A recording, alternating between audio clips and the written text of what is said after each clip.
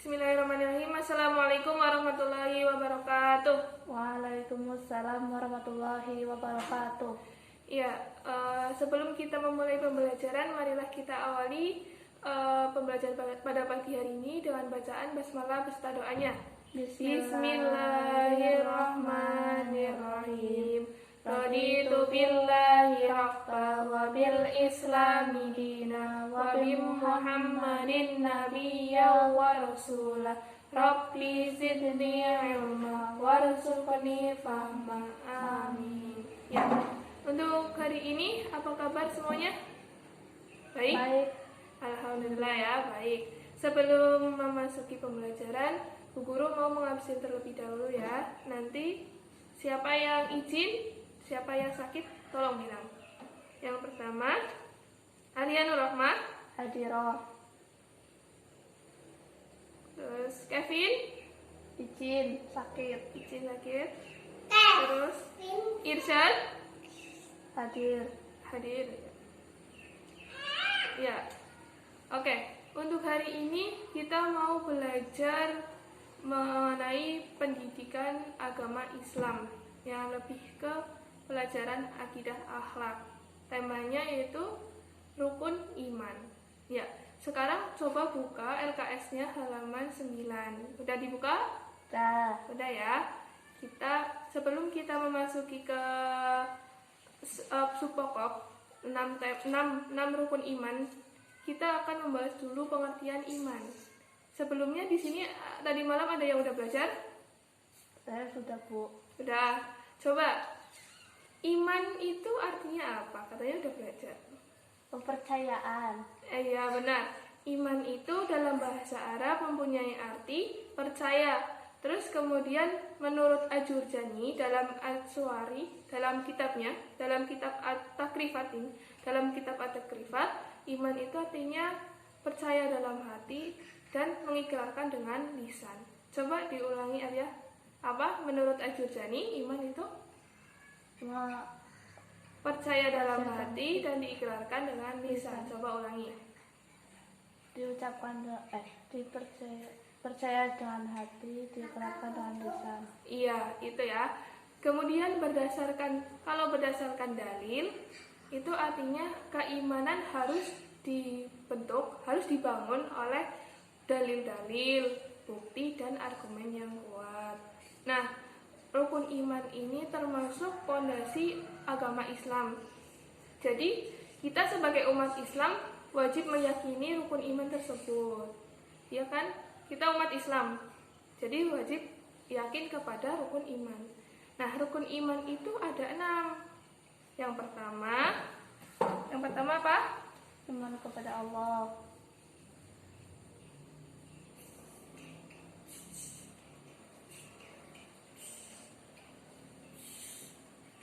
Yang pertama, iman kepada Allah. Iman kepada Allah itu artinya gimana? Mempercayai adanya Allah. Ya, kita yakin adanya Allah. Kita yakin segala sesuatu yang diperintahkan itu oleh Allah dan segala sesuatu yang dilarang itu oleh Allah. Jadi, untuk membuktikannya kalau kita beriman kepada Allah, kita harus melaksanakan perintahnya dan menjauhi larangannya. Coba ulangi.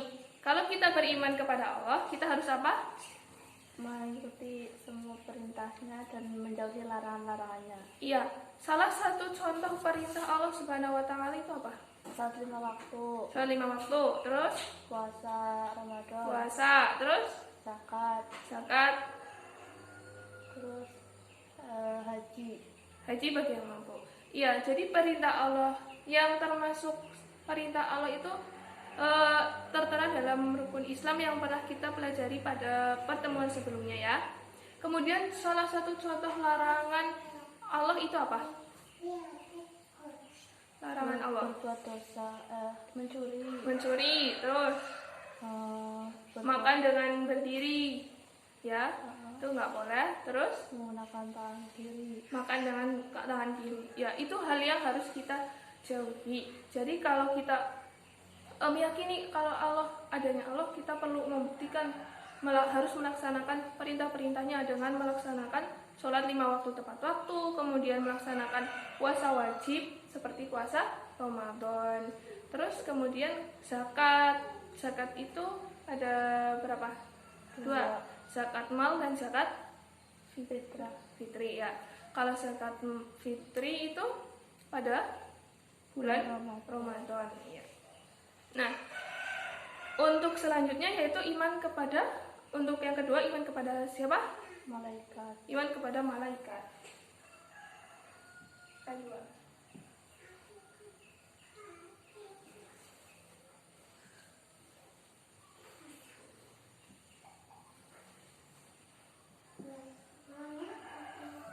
Yang kedua, iman kepada malaikat. Malaikat itu apa?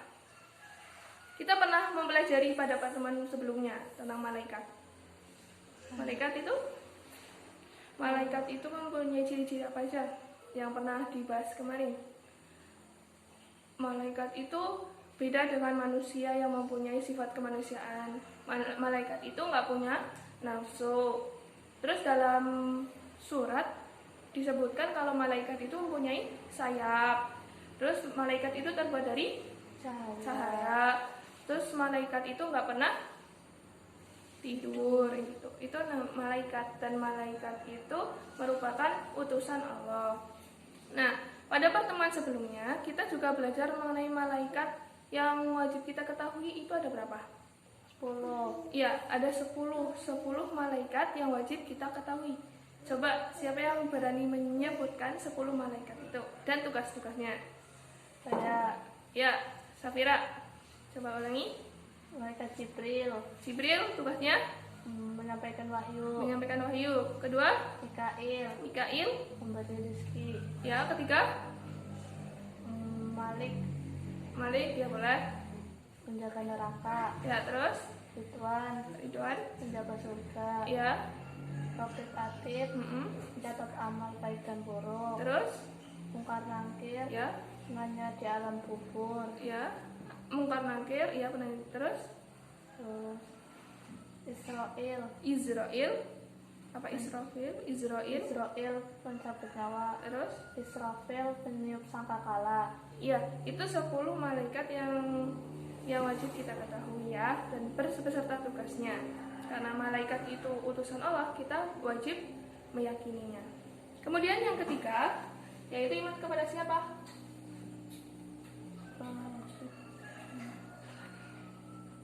Kepada kitab.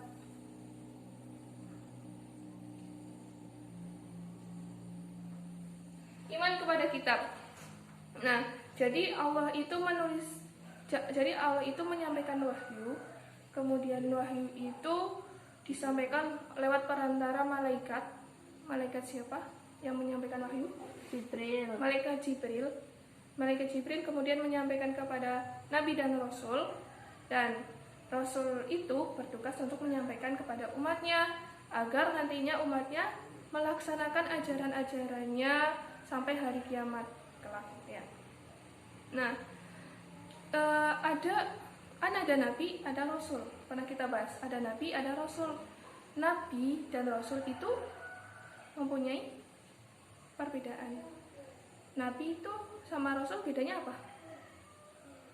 Kalau nabi itu diberi wahyu tapi tidak berkewajiban untuk menyampaikan wahyu kepada umatnya. Kalau rasul itu diberi wahyu terus harus disampaikan kepada umatnya. ya, rasul diberi wahyu itu wajib disampaikan kepada umatnya. Nah, rasul yang diberi kitab dan kitabnya wajib kita yakini itu ada 4. Apa aja? Al-Quran. Iya, kitab Al-Quran.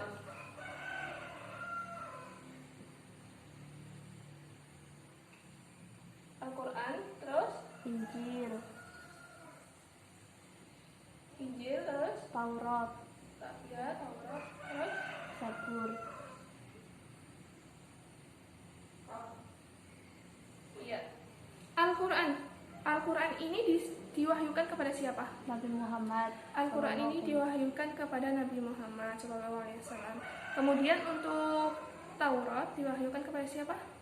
Nabi Musa, Taurat kepada Nabi Musa. Kemudian untuk Injil, Nabi Isa, Injil itu kepada Nabi Isa. Terus Zabur kepada Zabur? Nabi Daud. Zabur kepada Nabi Daud. Ya, kita wajib meyakini keempat kitab, terutama ya untuk keempat kitab tersebut. Ya. Untuk selanjutnya yaitu iman kepada siapa? Rasul, Nabi atau Rasul,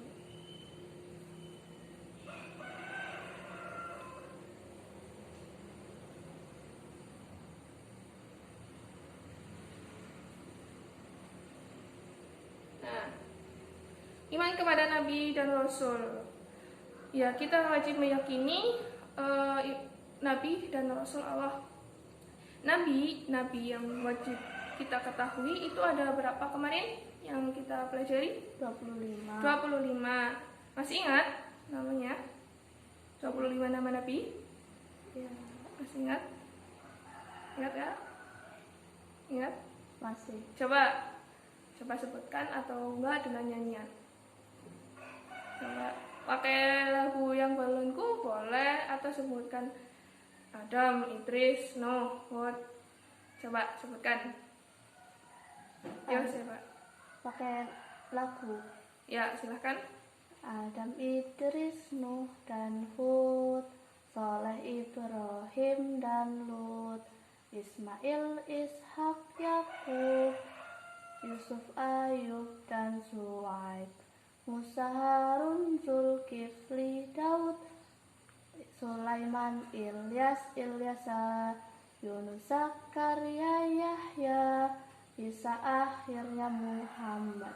Iya, itu 25 nama Nabi yang wajib kita ketahui. Nabi sama Rasul tadi beda ya. Nah, masih ingat nggak nada yang pernah diajarkan selain dari balonku?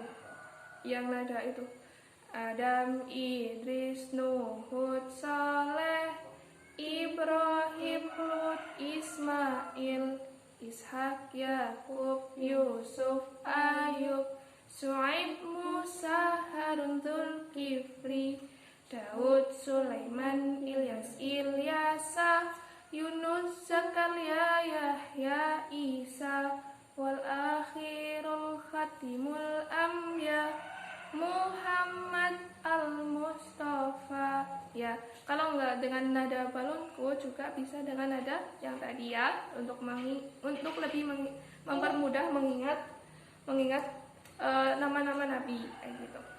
Untuk iman yang kelima yaitu apa? Iman kepada hari kiamat.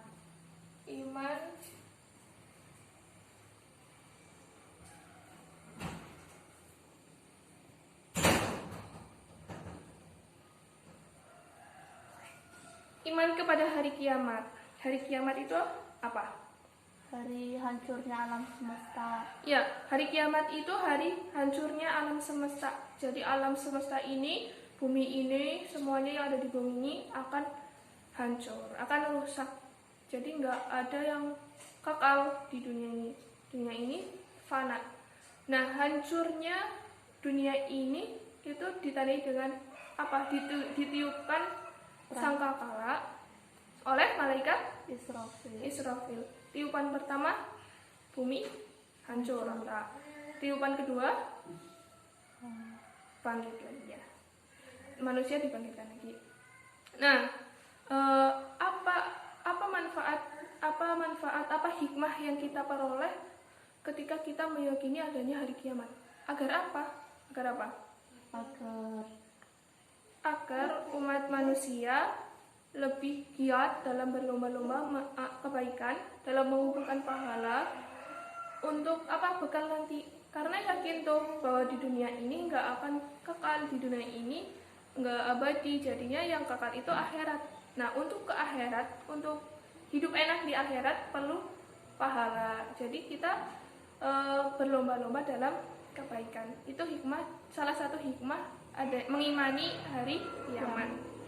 Nah, untuk iman yang terakhir itu apa? Iman kepada apa? Qada dan qadar.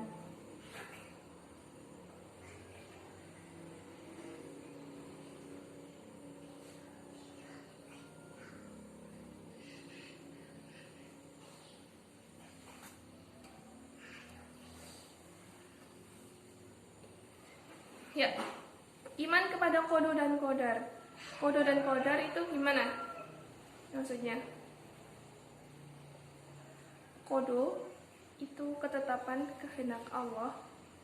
Qada dan qadar itu ya ketetapan atau kehendak Allah yang telah digariskan. Jadi kita wajib mengimani itu adanya qada dan qadar, bahwa segala sesuatu itu sudah ditetapkan oleh Allah, sudah digariskan oleh Allah. Hikmah dari kita mengimani qada dan qadar yaitu apa? Kita bisa lebih tenang, lebih yakin dalam menjalani hidup, bahwa segala sesuatu sudah ditetapkan. Salah satunya yang sudah ditetapkan sebelum kita lahir itu apa? Yang 4. Rezeki, terus jodoh, terus kematian, terus bahagia dan sengsara. Terutama dalam hal 4 ini kita harus tenang, kita harus yakin bahwa keempat ini udah ditetapkan. Nggak perlu, yang penting kita mempunyai ikhtiar.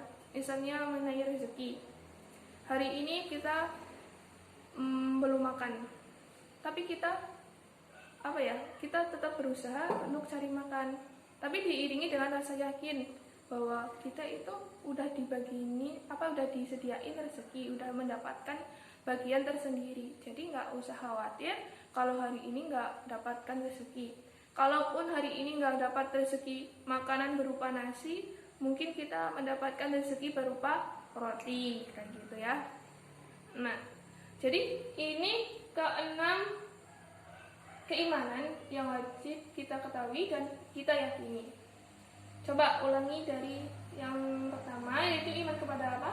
Allah. Iman kepada Allah. Yang kedua, iman kepada malaikat. Iman kepada malaikat. Ketiga, iman kepada kita.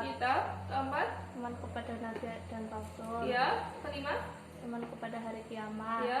Keenam, iman kepada qada dan qadar. Ya, iman kepada qada dan qadar. Ya. Dari keenam keimanan yang kita ketahui tadi, ada beberapa hikmah yang perlu kita ambil. Ada beberapa hikmah yang bisa kita ambil ya. Nah, sebelum kita masuk ke hikmah yang bisa kita ambil, di sini Bu Guru ada kertas evaluasi, dikerjakan, nanti dikumpulkan. Bu Guru kasih waktu 5 menit.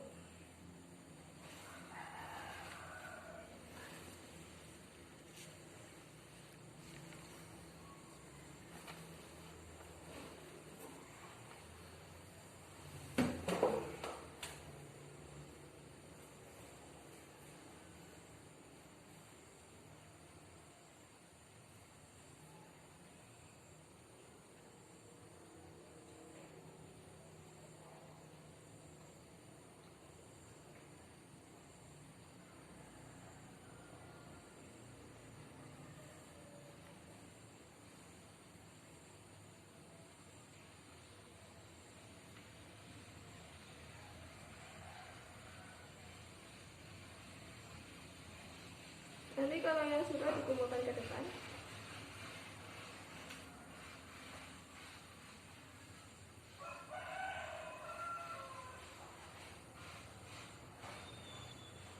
Sudah Bu. Ya.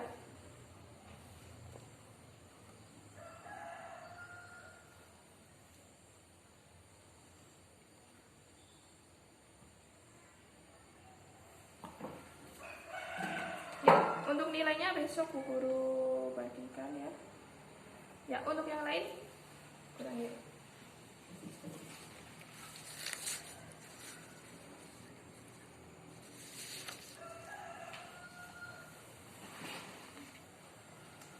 Nilainya akan dibagikan pada minggu depan. Sebelum kita masuk ke kesimpulan,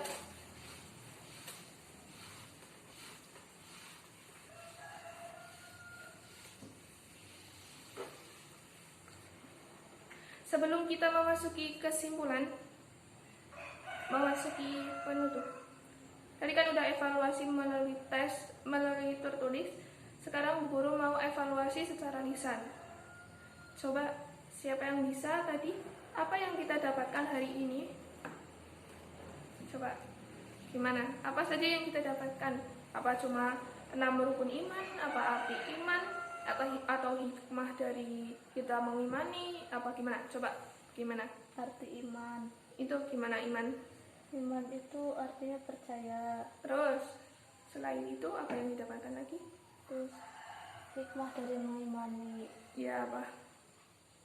kita harus dapat mengetahui bahwa dunia itu fana. Ya. Terus rukun iman ada berapa? Rukun iman ada 6. Ya 6. Terus apa aja sebutkan? Iman kepada Allah, iman kepada malaikat, iman kepada kitab, iman kepada rasul, iman kepada hari kiamat, iman kepada qada dan qadar.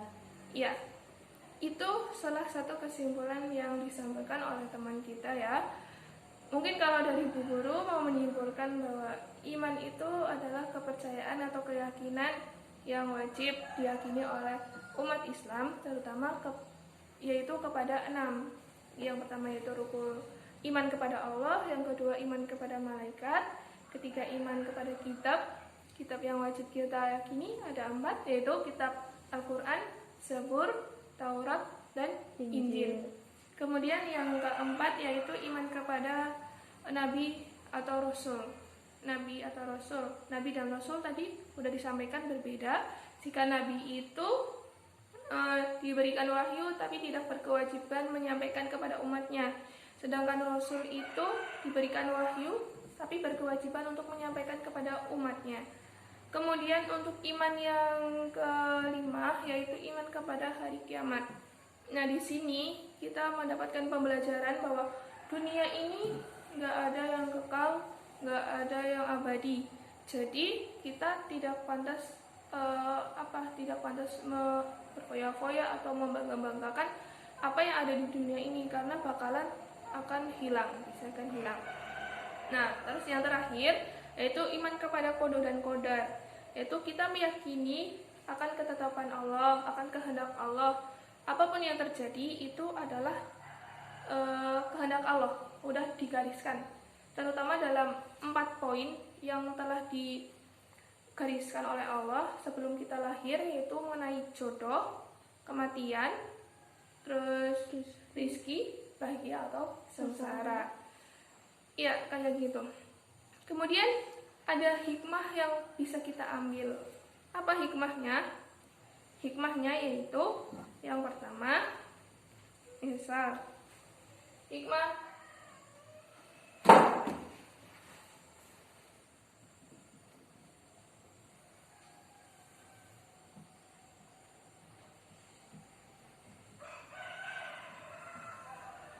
yang pertama, kita menjalani hidup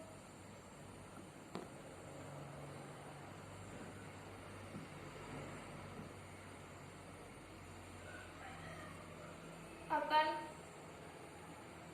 lebih tenang. Yang kedua, kita berusaha meneladani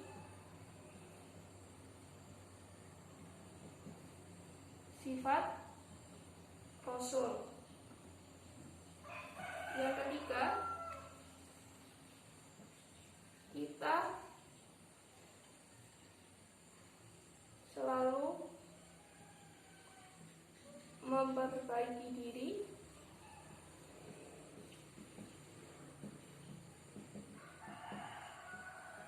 agar menjadi pribadi yang lebih baik.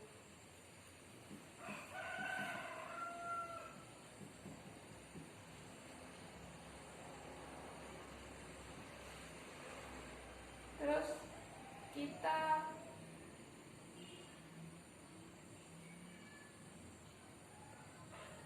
menjalani hidup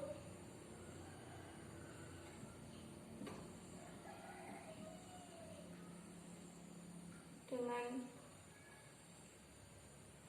atau sesuai kemampuan.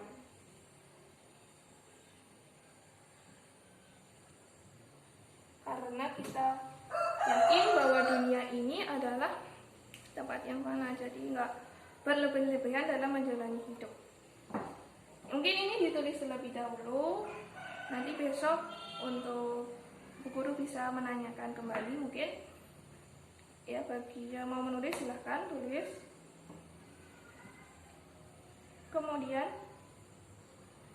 Kemudian untuk PR halaman 15 itu pilihan ganda dan esai untuk PR dan dikoreksi minggu depan ya. Iya, Bu. Ya, siap. Ya. Kayak gitu. Mungkin untuk hari ini cukup sekian. Kurang lebihnya mohon maaf apabila ada penjelasan yang kurang jelas. Nanti kita bisa bahas kembali, kita ulas kembali di pertemuan yang akan datang. Jangan lupa PR-nya dikerjakan. Dan jangan lupa kita untuk selalu memperbaiki diri. Ya. Sebelum kita akhiri, marilah kita baca doa dulu, hamdalah dan doa kafaratul majlis. Alhamdulillahirabbil alamin. Subhanaka Allahumma wa bihamdika asyhadu an la ilaha illa anta astaghfiruka wa atubu ilaik. Billahi sabil haq. Wassalamualaikum warahmatullahi wabarakatuh. Waalaikumsalam warahmatullahi wabarakatuh.